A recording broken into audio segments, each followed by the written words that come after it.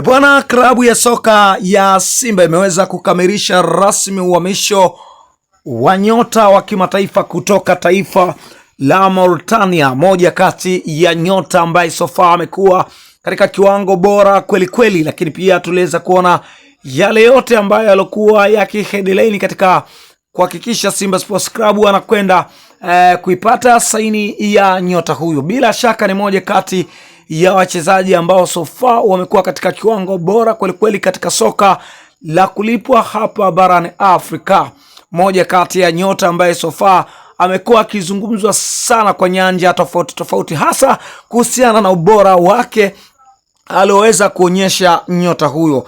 Bila shaka tunafahamu ya kwamba Simba Sports Club iliweza kumfuatilia tangu majira ya kiangazi, lakini ilishindwa kukamilisha uhamisho wa nyota huyo.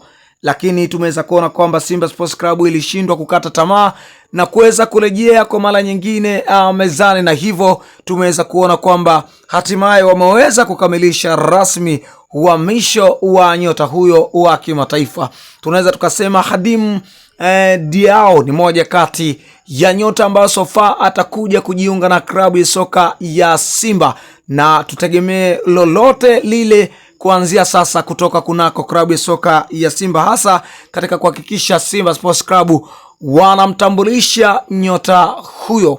Bila shaka ni beki wa kushoto, na hivyo Simba wameweza kuhendo matakwa ya kocha Steve Barker, hasa mara baada ya kuambia viongozi hawa waweze kumsajili beki wa kushoto, beki ambaye atakuja kuongeza nguvu na utimamu katika kikosi cha wekundu wa Msimbazi Simba. Hata hivyo, Simba Sports Club inaendelea kufanya maboresho kadha wa kadha ikiwemo safu ya ushambuliaji pamoja na viungo. Bila shaka tuliweza kuona kwamba kwenye ile ripoti ya kocha Steve Barker aliweza kuomba wachezaji watano waweze kusajiliwa kwa haraka zaidi ili waje kuongeza nguvu ndani ya kikosi cha wekundu wa Msimbazi Simba. Hii ni moja kati ya taarifa kubwa kweli kweli ambayo inaendelea kupamba kasi katika nyanja tofauti tofauti.